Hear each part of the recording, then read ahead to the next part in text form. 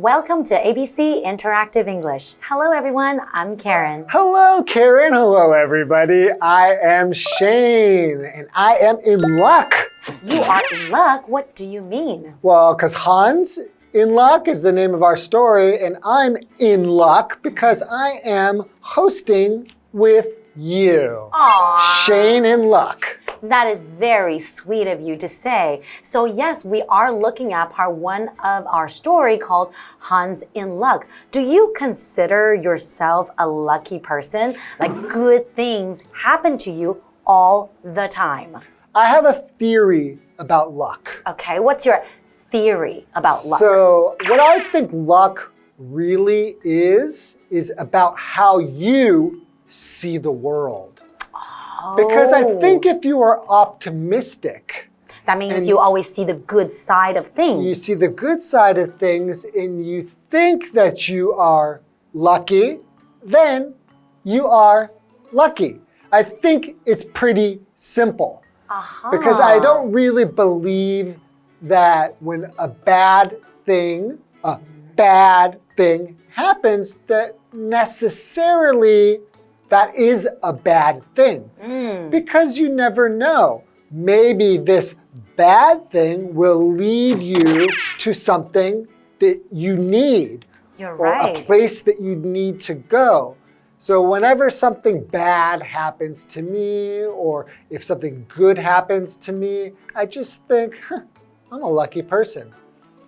I just think I'm lucky, so I'm lucky. And maybe the bad thing is here to teach you something so you can grow. You can always make lemons into lemonade. You are right. I really love that attitude. Thank you. Okay, well, let's check out Hans in our story today and see if he is lucky or not lucky. Okay.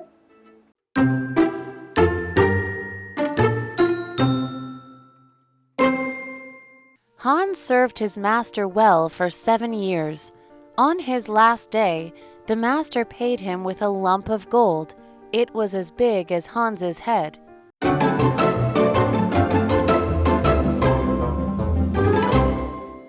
Okay, so this is part one of Hans in luck. So to be in luck basically means that something lucky or good happens to you. That's right. Good things happen to you. Yeah. Okay, so let's find out what happens to Hans. Hans served his master well for 7 years. Okay, so we're looking at this word here, serve. So to serve, that is a verb. Basically, it just means to be a servant for someone or working for someone. So in this case, working for the master. And it sounds a little bit like you're like kind of like below that person, right? That's right. And you have to like do things for them. Like especially here, you have a master and a servant. Usually you're more like kind of like a slave, right? It feels that way. True, but the master could treat the servant very well. That's true. Then you wouldn't feel like a slave, right? Okay. So you're doing things or working for people. How about an example sentence? Okay, for example, the waiter served our meals quickly. So when you go to the restaurant, the waiter can give you your food quickly. They help you get your food. And that person could also be called a server. You are absolutely right. Right? Not servant, a server. That's right. There, okay. So if you said, hey, servant, come here, they wouldn't like it. They wouldn't like it, right? So servant doesn't sound very good to be a servant. You are right. Okay, we also have the word master. So a master is a person with the ability or power to use or control or get rid of something or control somebody. So, for example, you could say he was a kind master to his servants. That's right, because the master could be a kind person. True, but we get this image of master and servant. I just feel like it usually feels a little bit negative. You're right. Not You're great. absolutely right. Okay, so on his last day, the master paid him with a lump of gold. It was as big as Hans's head. Wow, that should worth a lot of money, right? A lot of fortune. That is huge. A lump that big, that's a big lump. If it's as big as a head. You are right. What is a lump? So a lump, that is a noun. Basically, it just means like a chunk of something that doesn't have a regular shape. It's not like a rectangle or like a cube or like a square. It doesn't have any particular shape, but a chunk of something. So for example, you could say he found a lump of coal. It's like a bunch of coal. Like a piece, right? But the piece is right. not like really like a perfect circle or you know, if you're bad for Christmas, Santa Claus will give you a lump of coal. That is what they say, right? If you're a bad kid, you'll get a lump of coal. That is right, but that's not today's case. Because coal is worthless. That's right. And Hans got a lump of gold. Gold. So gold is a soft yellow metal that is very valuable. And it's especially used in making things like jewelry. Like necklaces. Like you have a gold necklace, I see, on your neck, a gold ring. Oh, that's as right. well. Do you have any gold teeth? No gold teeth.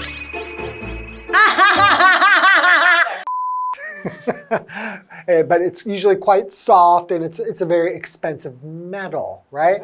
Our example sentence is, he told us there was gold in the mine. Ooh. So a gold mine is where there is just raw gold with inside like a mountain or something, and you can dig it out and become rich. That's right. And a lot of people will probably rush into the mine trying to dig out some gold if they hear that. Oh, yeah. Okay, why don't we take a short break and we'll be back in a moment. All right.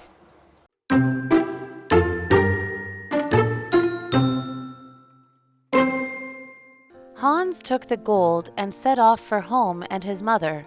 On the road, he met a man on a horse. The man heard Hans admiring his way of travel. He also saw Hans struggling with the lump, so he offered to trade his horse for Hans's lump. Hans couldn't believe his luck.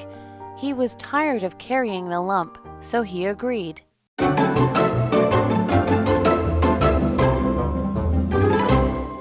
Welcome back from the break. Okay, so before the break, we have a guy named Hans who is a servant. And on his last day of being a servant, his master gave him something pretty wonderful. A huge lump of gold. That's right. As big as Hans's head. Now that is worth a lot of money. Exactly. So what is Hans going to do with this? Is he going to go party, go have a really nice dinner, buy a fancy car? What's he going to do with this lump of gold? Well, let's find out. Hans took the gold and set off for home and his mother.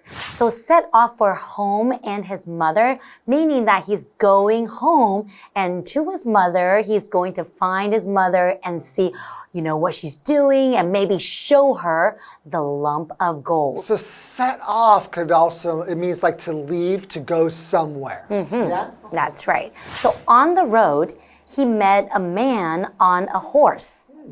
The man heard Hans admiring his way of travel. Okay, so the man was riding a horse, and the man heard Hans admiring his way of travel. What does it mean? Well, what does it mean to admire something? So to admire means like to look up to something. Like you really like it or respect it or respect somebody.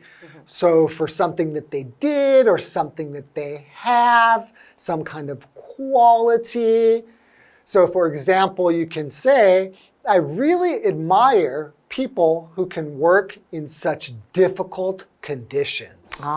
Because it's not easy to work in such difficult conditions. You look up to them like, wow. Good job. 厉害哦. That's right. It's like, oh, I wish I could be like you, right? Okay, well, and then what happens? Okay, so he also saw Hans struggling with the lump. So he offered to trade his horse for Hans's lump. Okay. So he was struggling with the lump. What does it mean to struggle with something? Well, to struggle, that is a verb. It just means to experience difficulty and make a very great effort in order to do something. So for Hans, it's very, very heavy, maybe. As big as his head. Could you imagine how heavy that much gold would be? Exactly. So he was struggling. He was having a really hard time carrying the lump of gold. So our example sentence could be, those who have lost their jobs struggle to pay their bills. Because if you don't have your job, it will be very difficult for you to pay your phone bill and your water bill, hydro, everything, right? Right. Okay. So trade is another vocabulary word we have here, which is a verb. So to trade just means to exchange something for something else, right? So for example, I could say, hey, I will trade you my baseball card for your candy. What do you think? No, I will not. You won't trade with me? No, I won't. Okay. Our example sentence is, the children traded their comic books. Oh. So one had a comic book, another had it, so they exchanged it. They traded it. That's right. So continuing the story, Hans couldn't believe his luck. He was tired of carrying the lump, so he agreed. Okay, he was tired of carrying the lump, so he agreed. But he was carrying a lump of gold. Right, I feel like no matter how tired you are from carrying gold, I don't think that you're going to feel like, I want to get rid of this. That's right. Maybe Hans doesn't know how valuable gold is. Or maybe he just thinks like, well, having a horse, that sounds really cool. That's true. Maybe the horse is a really beautiful horse. You know, he was admiring this horse, so maybe, hey, I think that is a good trade. That's right. That's a good deal that they made, right? He could think that. Okay. Hans is an interesting guy. All right, well, this is the end of part 1 of our story, but we've got a couple more parts to go. That's right. So we're going to find out what happens with Hans now that he got rid of his gold. He has a horse. What's he going to do next? We'll find out next time. That's right. And we'll see you guys next time. Bye-bye. Bye-bye. Hans served his master well for 7 years. On his last day, the master paid him with a lump of gold. It was as big as Hans's head. Hans took the gold and set off for home and his mother. On the road, he met a man on a horse. The man heard Hans admiring his way of travel. He also saw Hans struggling with the lump. So he offered to trade his horse for Hans's lump. Hans couldn't believe his luck. He was tired of carrying the lump, so he agreed.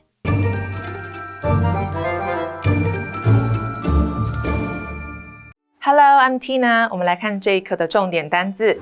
第一个 serve 动词侍奉服侍。The soldiers were proud to serve the king. 士兵们为侍奉国王感到自豪。下一个单字 master 名词雇佣的主人。The servant was loyal to his master and followed his orders. 仆人对他的主人忠诚，遵从他的命令。Loyal 指的是忠诚的。下一个单字 gold 名词黄金。The box was filled with gold and jewelry. 箱子里装满了金子和珠宝。Jewelry 指的是珠宝。最后一个单字 admire， 动词欣赏、钦佩。We admire people who work hard to achieve their goals. 我们欣赏那些努力实现目标的人。接着我们来看重点文法。第一个 in luck， 幸运的、走运的，这是一个固定用法。Luck 是不可数名词，意思是运气、好运。我们来看看这个例句。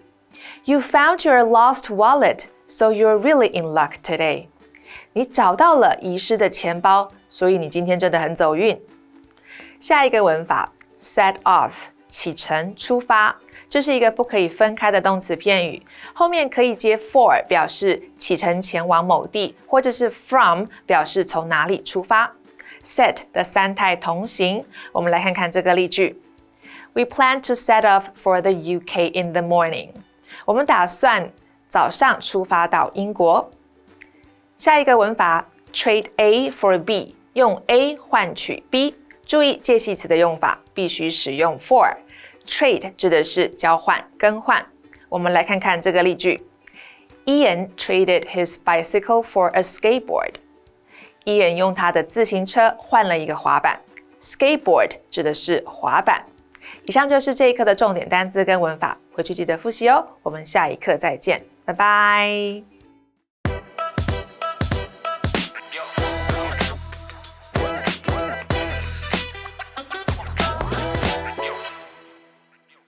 I've been so stressed lately.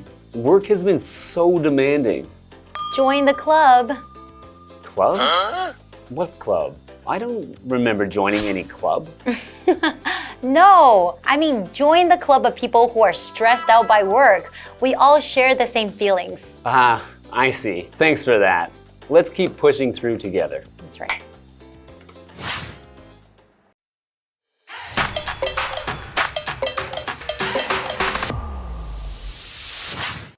Hi everyone. Today's phrase is join the club.